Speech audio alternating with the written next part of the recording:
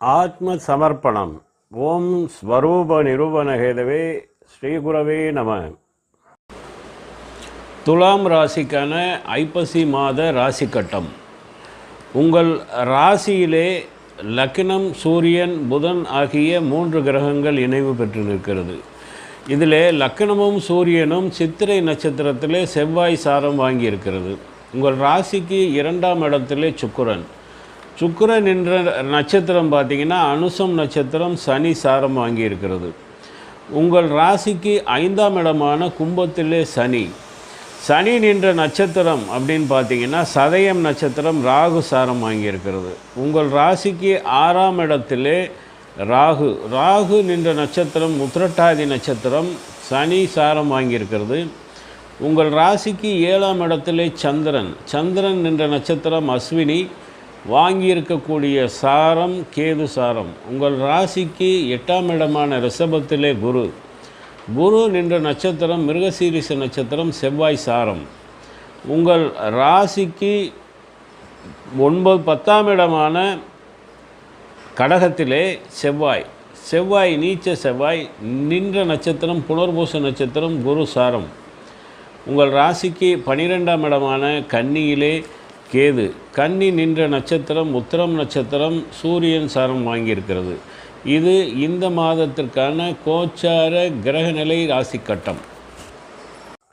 துலாம் ராசிக்கான ஐப்பசி மாத கிரக கோச்சார நகர்வுகளை ஆய்வு செய்து பார்க்கும் பொழுது 1ஆம் பாவம், 2ஆம் பாவம், 5, 6, 7 ஆகிய பாவங்கள் வலுவாக இயங்குது. 1ஆம் பாவம்ங்கிறது மனக்கவலை, மகிழ்ச்சி, இதை பற்றி சொல்லலாம். உங்களுடைய மனச்சோர்வுக்கு அதிகமான காரணம் இருக்க வாய்ப்பு என்ன அப்படின்னு பார்த்தீங்கன்னா, லக்னத்தில் சூரியன், அதாவது உங்கள் ஜென்மத்திலே லக்னம், சூரியன், புதன் ஆகிய 3 கிரகங்கள் இணைவு பெற்று நிற்கிறது.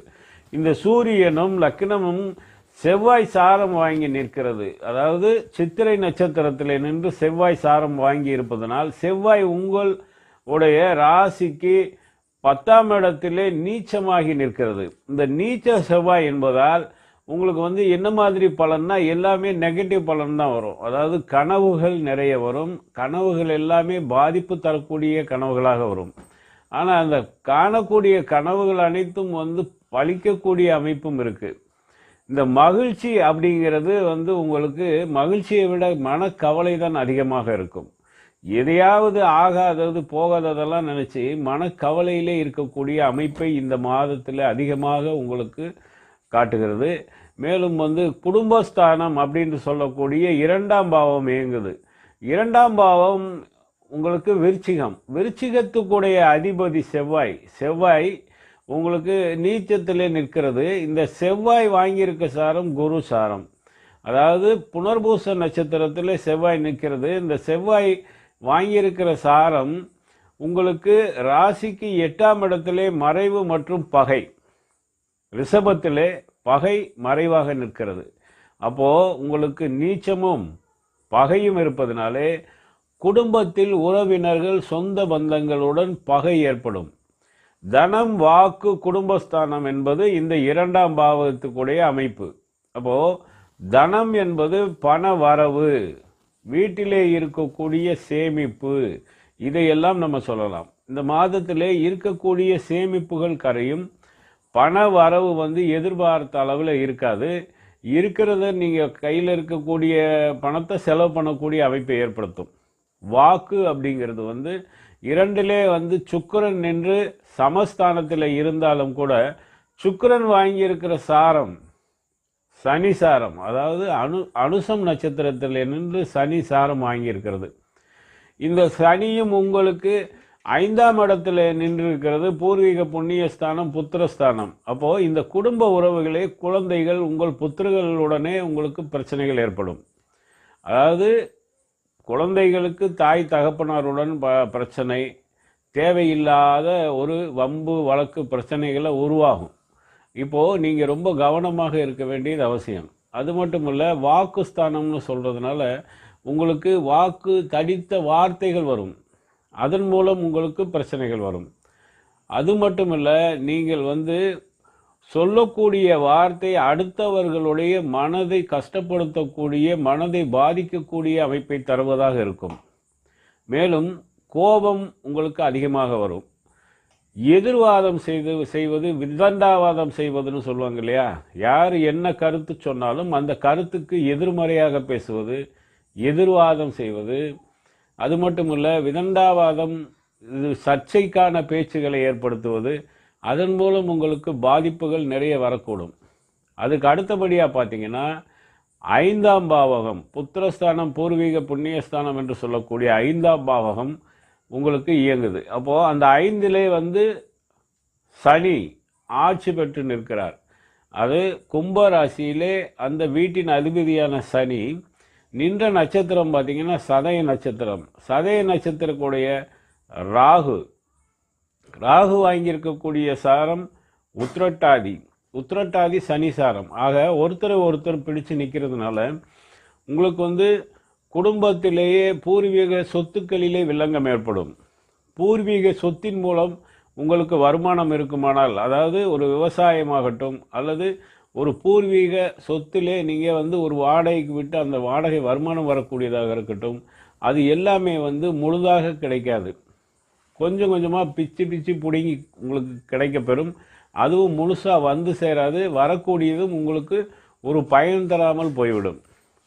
புத்திரர்கள் வழியிலே ஒரு நல்ல தகவலோ நல்ல ஒரு செய்தியோ மகிழ்ச்சியான செய்தியோ கிடைக்காது.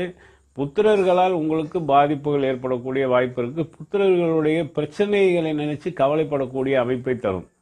அது மட்டுமல்ல, பத்திரிகை தொழிலிலே இருப்பவர்களுக்கு எதிர்பார்த்த அளவுக்கு முன்னேற்றம் இருக்காது. பதவி உயர்வோ ஊதிய உயர்வோ இந்த காலகட்டத்திலே வரவேண்டி இருப்பது தடை தாமதப்படும். அது மட்டுமல்ல, உங்களுக்கு போட்டி பந்தயங்களிலே இருப்பவர்களுக்கு அதுக்கு வெற்றியை விட உங்களுக்கு தடை தாமதம் தோல்விகள் கிடைக்கக்கூடிய அமைப்பை தரும். அடுத்தபடியாக 6ஆம் பாவகம். இந்த 6 உங்களுக்கு நரம்பு சம்பந்தமான நோய்கள் தரக்கூடிய அமைப்பு இருக்குது. அதாவது நரம்பு சம்பந்தமான பாதிப்புகள், உடல்நல கோளாறு, இதனால் கொஞ்சம் சிரமப்படக்கூடிய அமைப்பை ஏற்படுத்தி தரும். அப்படி இல்லைன்னா உங்களுக்கு எதிரிகளால், அதாவது தெரிந்து தெரியாத, கண்ணுக்கு தெரியாத எதிரிகளால் பிரச்சனை. கண்ணுக்கு தெரிந்த அப்படின்னா வெளியில் உள்ள எதிரிகள் நமக்கு கண்ணுக்கு தெரியும். தெரியாத எதிரிகள்னால் உங்கள் கூடவே இருக்கக்கூடிய நண்பர்கள் எதிரிகளாக இருக்கலாம், உறவினர்கள் எதிரிகளாக இருக்கலாம். அவர்கள் மூலம் உங்களுக்கு பாதிப்புகள் தான் தருமே தவிர அவர்களால் எந்த ஒரு பலனும் கிடைக்கப்பெறாது. கடன் பிரச்சனை, கடன் நிறைய வாங்கி வச்சிருக்கிறவங்களுக்கு கடன்காரர்களால் தொல்லை, கடன்காரர்களால் பிரச்சனைகள், இது மாதிரியான அமைப்பை தரும். அது மட்டும் இல்லை, நீங்கள் கடன் இது வரைக்கும் இருக்கிறத அடைக்க முடியாமல் மிகவும் சிரமப்படக்கூடிய அமைப்பு. அது பத்தலைன்னு சொல்லி ஏற்கனவே இருக்கிற கடன் அடைக்கிறதுக்காக மேற்கொண்டு கடன் வாங்கக்கூடிய அமைப்பு, இது மாதிரியான ஒரு சூழ்நிலைகளை ஏற்படுத்தி தரும். அடுத்தபடியாக 7ஆம் பாவகம் இயங்குது. இந்த 7ஆம் பாவகம் அப்படிங்கிறது உங்கள் ராசிக்கு 7 மேசம். மேசத்தின் அதிபதி செவ்வாய் 10ல் நீச்சம். இந்த நீச்சம் பெற்ற செவ்வாய் என்பதால் இந்த கலத்திரஸ்தானம் என்று சொல்லக்கூடிய, அது மட்டுமல்ல பார்ட்னர்ஷிப்னு சொல்லலாம். கலத்திரம்ங்கிறது மனைவி அல்லது கணவன். உங்கள் இருவருக்குள்ளே பிரச்சனைகள் ஏற்பட்டு பிரிவினைக்கான வாய்ப்புகள் தரும். கூட்டு தொழில் செய்பவர்களுக்கு பார்ட்னர்ஷிப்புக்குள்ளே பிரச்சனை வரும். பார்ட்னர்ஷிப்புக்குள்ளே பிரச்சனை ஏற்பட்டு பிரிவினை தரக்கூடிய அமைப்பையும் தரும்.